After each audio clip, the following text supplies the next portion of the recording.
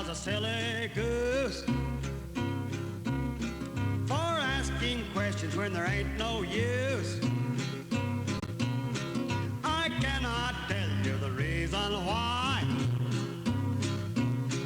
but I'll keep asking till I die. Oh, tell me, if you can, what is the color of the soul of man? Black or yellow, white or tan? What is the color of the soul of man?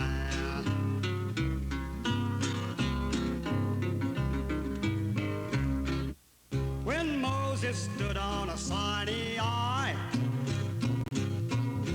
he saw the spirits from on high.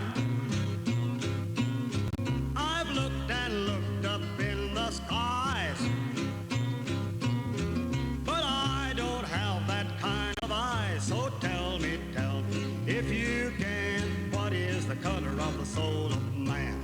Black or yellow, white or tan? What is the color of the soul of man? I asked my daddy and my Uncle Dan, what is the color of the soul of man? Oh, tell me, if you can, what is the color of the soul of man?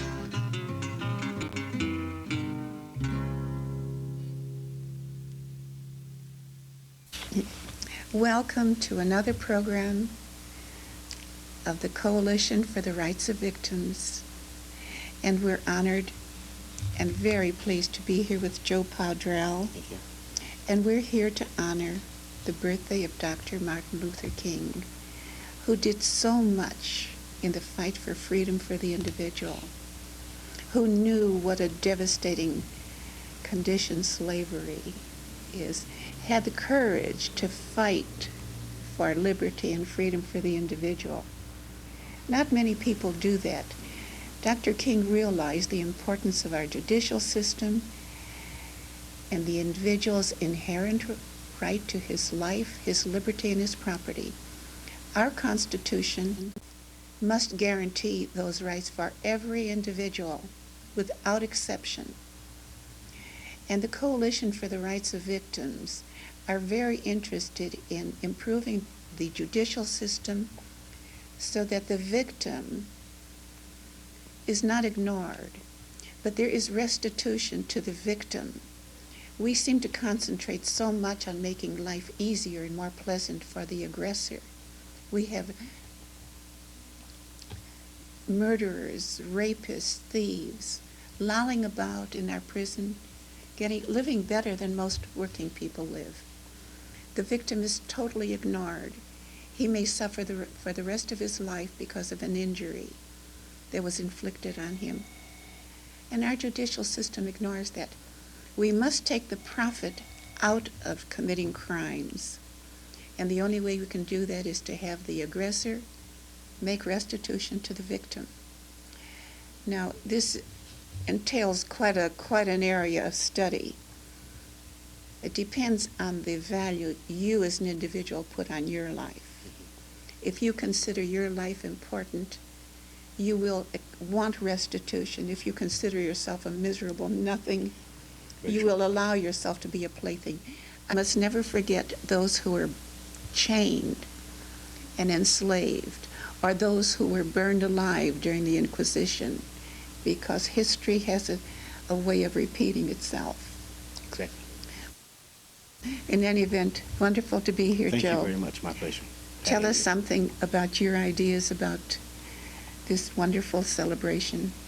Well, first of all, let me say I'm honored to be a part of the program. I think that anytime we can discourse and discuss those issues that stand before us as challenges, I think we're doing the right thing. I think also that this holiday actually allows for us to do this. It's an opportunity so graciously afforded us by a very outstanding steward. Dr. King is like a steward to me, who served his purpose, who in Swahili say everybody has a nia. His nia was to do, and to afford us the opportunity to be able to discuss those principles that he stood and died for. So I think that the opportunity is afforded us through Dr. King. So this holiday allows us to do that. And I'm really hoping that that it allows others recognize the fact that it does allow you to discuss the progression of history, this country's history, on a day like this. I think if we fail to do that, then we fail to take full advantage of what has been afforded us through Dr. King's sacrifice. So I always feel honored to be able to have this discussion, and at the same time, I'm able to honor Dr. King in so doing. So this is a good It took a lot opportunity. of courage on his part. It takes a Yes. lot of courage to Takes fight an courage. established premise, Mhm. because most people are so busy going about their own affairs that to think in terms of history and to get your point across is not easy. No, it's not. You have to believe it. You have to be willing to, as my father says so often, take a stand and stand for the stand you've taken. That's very good. It's difficult, but then I think equally as difficult, even probably more so after a while, is not taking a stand and not knowing what to stand for and standing in no particular place. So he is simply saying that this is the manner in which we are to perpetuate a democratic society in taking a stand and having the courage and the conviction to stand for that stand. And I think if he can do what he's done, surely the rest of us can do these types of things. What are some of the goals you would like to see continued or emphasized or expanded on? Well, basically my passion in life really has to do with the pursuit of excellence. Pretty much like a lot of other people, I think knowledge increases our ability to understand perfection, excellence, you might say. And my point is that to discuss this Very good. gets us a little closer to a more excellent society. To continue to strive for a more excellent society is the kind of things that Dr. King would encourage us to do. Yes, that's very good. I think when people, different circumstances, different backgrounds, do find that they have such a basic premise together, if they begin at the beginning, which is the individual's life, his liberty, and his property, I think if we begin at that point, we all realize that is most important to every single individual. And instead of starting at differences, we start at something we all agree with, which is not easy because there are so many differences of opinion on everything practically. But there is one basic premise that all men agree on, and that's the importance of life. Sure. And the preservation of it. And how do we handle those who abuse the lives of others? Well, that's an interesting question. I think what Dr. King was saying to us, though, in addition to the fact that we all have a basic premise, is that somehow we have to keep, among us the fact that there is one thing, one process that makes us common to one another. We have to keep that among us in order for differences to be allowed. The fact that we all have a life that we were given and will end before you know it. And his insistence that we see, he used the word God to give us a basic premise. In the eyes of a God, we're all equal, of equal value. Certainly. In the eyes of God, our mission is similar, to create a more harmonious existence. Sure. So I think his insistence that there was a power that gave us a basic premise that we had in common. No question. And the greatest freedom God gave me, for instance, that I can talk about, is the freedom to choose between good and evil. Imagine you have the freedom to be evil or to be good. God will not stop you. No.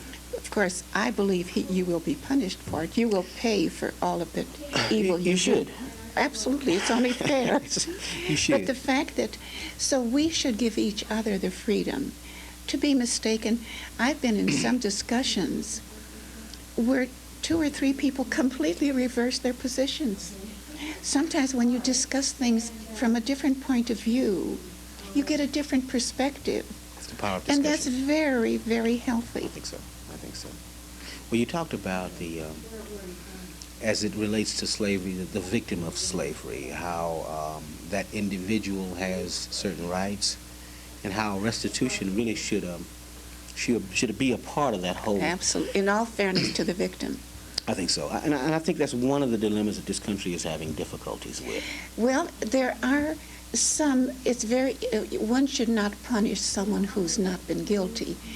But we were talking about this one evening. It would be interesting if on Dr. Martin Luther King's birthday, no African American had to pay taxes of that day. Mm-hmm. But all our senators and congressmen would pay an extra day's taxes just to remind them of the power they have to enslave people. Because I could not make a slave of you, and you could not make a slave of me unless we got permission from the government. Yeah. Now, those who were enslaved it was legal to own another man. Politically correct. Right. Now, that is horrible. I would love to study more about this and find out which of our legislators voted for these and which voted against it, and what were the comments at that time. I'm sure there are many heroes from those days that we can honor next year. Yeah. Yeah. That would be interesting. That's a pretty powerful strategy. And it would be a strong discovery. I think we'd be surprised that some of the schools that we have in this country are named after some of those individuals. True, they're heroes. Some streets, some of our states. That's right. And I think one of the difficulties with restitution is that we would have to go back and we'd have to look at some of those individuals slightly different. I think that's why restitution gets put on the back burner, because it's difficult. Well, this way, if we were to at least acknowledge to the African Americans that one day he doesn't pay taxes for that purpose, and to let the government know you should never have done that, True. And remind them that they do have that power and they must not abuse it.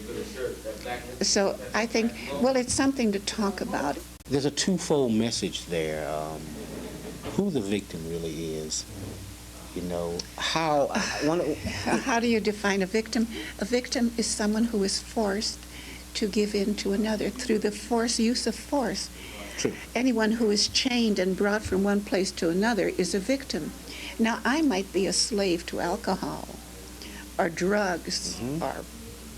or all sorts, or overeating, but that's voluntary. I chose that. True. But someone who is forced to work for another man, certainly the slave didn't own his life. He could have been beaten, killed, True. And he was sold like the pigs or chickens. He had no liberty. He had no property rights. He didn't even own the clothes on his back. The difficulty with assessing the victim today is that the victim of today is generations from the act. The culprit, that we would say, the senators and potentially the legislators of today are generations away from the actual True. act. True. That's what creates the difficulty of restitution combined with reparation. But True. we can do it. We can do it. First of all, we need to conclude that this country was the perpetrator. The country was. The men, some of the men, not all the men. Not all. Those not who all got permission from the government were. Yeah. And to put those things in place generations later still needs to be done. It's actually shorter today than it would be 50 years from now.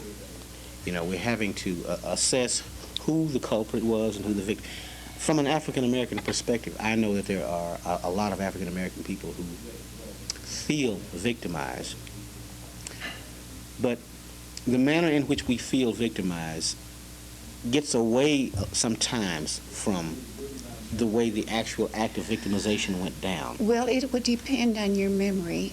I, having had Jewish parentage, will not forget the Holocaust, nor the Inquisition when Jews were burned alive. So we remember those who were enslaved from our history. Well, you see, you have the advantage of your history. You have the advantage of record. It gets a little bleak when we start to to study history. The way history was recorded in this country True. is what perpetuates the story, and it doesn't show the victimization in many cases. So we've True. had to rely on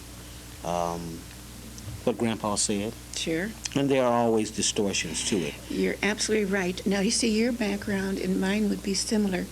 My parents came here from Ukraine before most of them were slaughtered by the communists. You see, we lost all record of everything. Yeah.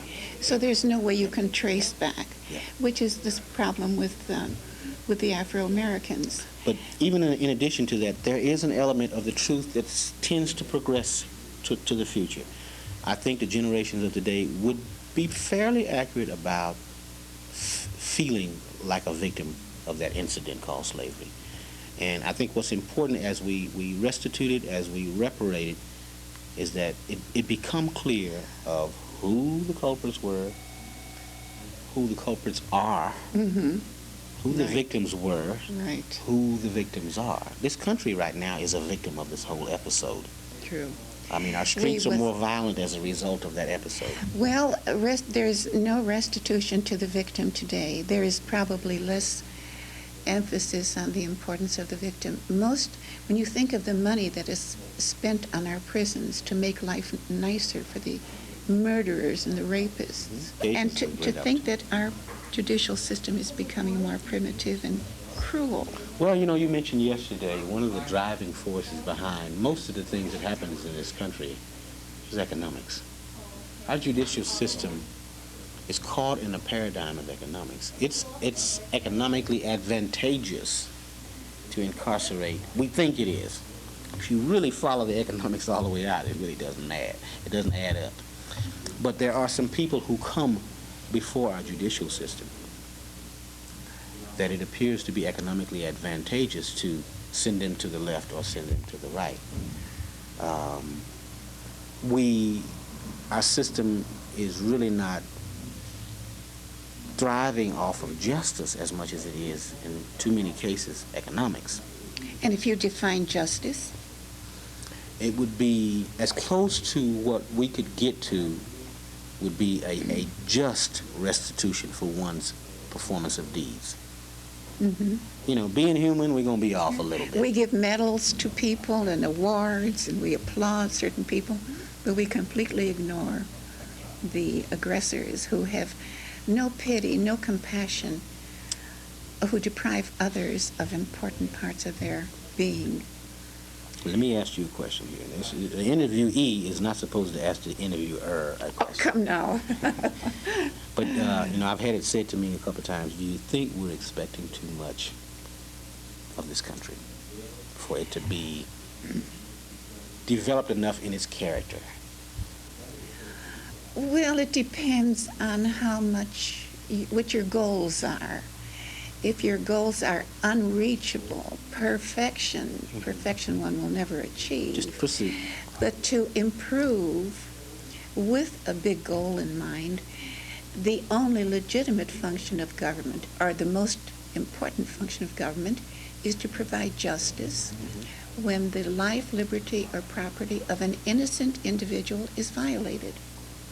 That is the basic thing that every person should be able to You don't think depend that's on. asking too much then?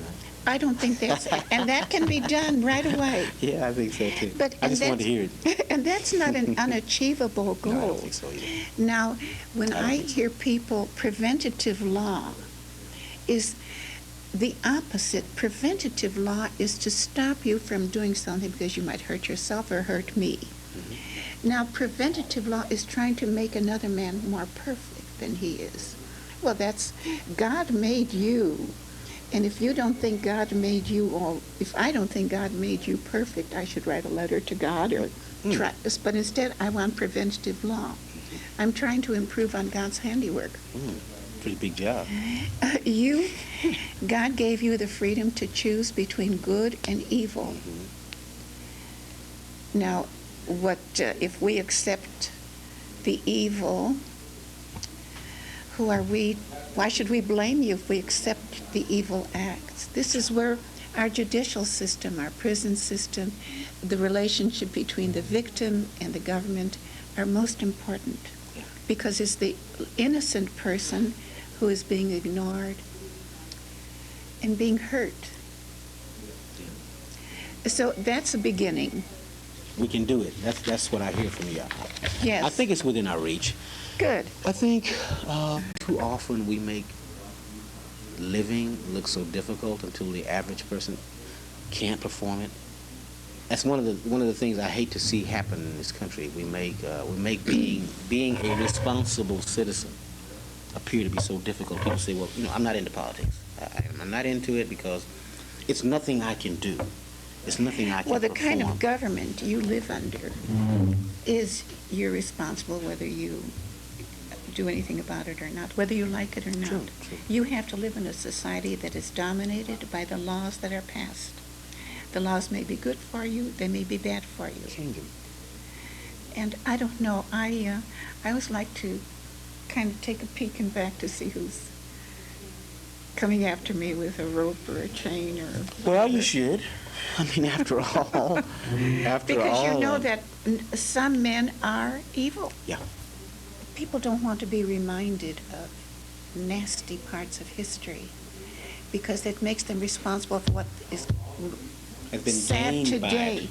what has been gained, and the fact that there are degrees where the government gives some men the power over others, perhaps not to the degree of chaining them and Sure. forcing them, No, we wouldn't do that to anymore. some degree. So we've made a lot of progress over the past couple of hundred years, but we're only about halfway there. One of the difficulties with affecting the progress that this country has made is that a lot of the progress that this country has been made at the expense of some other people, in particular no question the about it. Native American people Sure. here. If you appreciate this part of the country, you can see that some of the progress that we've made in the development of this country was at the expense of them and a number of other different groups of people. You take on a major role when you bring to mind that some of the successes you now enjoy were negatively attained. Well, I don't want to hear that. And I don't even like you bringing it up. And if all I've got to do to calm myself and to relax myself from hearing that is to get rid of you. So that in itself, there's enough of us who know that the people who brought that to this country's mind were removed one way or another. So it makes it difficult for a lot of us to even think the thought, let alone talk the talk. But I admire those who have the courage. This country will one day admire those who had the courage to have those discussions, because it is part of the atonement that needs to occur. We need to always be an atonement for our previous deeds. As a nation, as individuals, it's only fair. True, and those at that time who did nothing about an evil that was existent, that's something we can think of today. Are there things happening to some people that we are ignoring, just as those did in those... I would say very likely yes. Until you realize some of the errors. If we never recognized the episode of Germany, the tendency to perpetuate that deed is higher if you fail to recognize it. Now, America wasn't as blatant, maybe it was, but failure to recognize over 300 years of our history as a blatantly unjust, inhumane act, failure to recognize that increases the possibility of repeating it. That's True. why I think it's important for us to discuss it. Absolutely. It would be interesting if on Dr. Martin Luther King's birthday, no African American had to pay taxes of that day. But all our senators and congressmen would pay an extra day's taxes just to remind them of the power they have to enslave people. Because I could not make a slave of you, and you could not make a slave of me unless we got permission from the government. Now, those who were enslaved it was legal to own another man. Politically correct. You're right. Now, that is horrible. I would love to study more about this and find out which of our legislators voted for these and which voted against it, and what were the comments at that time. I'm sure there are many heroes from those days that we can honor next year. Yeah. Yeah. That would be interesting. That's a pretty powerful strategy, and it would be a strong discovery. I think we'd be surprised that some of the schools that we have in this country are named after some of those individuals. True, they're heroes. Some streets, some of our states. That's right. And I think one of the difficulties with restitution is that we would have to go back and we'd have to look at some of those individuals slightly different. I think that's why restitution gets put on a back burner, because well, it kind of it's forces us to do difficult. that. Well, this way, if we were to at least acknowledge to the African Americans that one day he doesn't pay taxes for that purpose, and to let the government know you should never have done that, True. and remind them that they do have that power and they must not abuse it. So I think, well, it's something to talk about. Let's hope that next year, for Dr. King's birthday, we might have some other heroes from perhaps the Civil War that we can honor also. And let's talk about the one day of no taxes for the But two African. things, that's an interesting strategy. Just conclusively, what I'd like to say is that I think that there's a twofold message there. Who the victim really is. How do you define a victim? A victim is someone who is forced to give in to another through the use of force. True. Anyone who is chained and brought from one place to another is a victim. Now, I might be a slave to alcohol or drugs or all sorts, or overeating, but that's voluntary. I chose that. True. But someone who is forced to work for another man, certainly the slave didn't own his life. He could have been beaten, killed, Sure. and he was sold like the pigs or chickens. He had no liberty. He had no property rights. He didn't even own the clothes on his back. It will resolve. It'll work toward a resolution of And what this is country's saying. wonderful of Channel 27 giving us this opportunity for public discussion. And I'm very grateful for the opportunity. I appreciate it too. Thank you.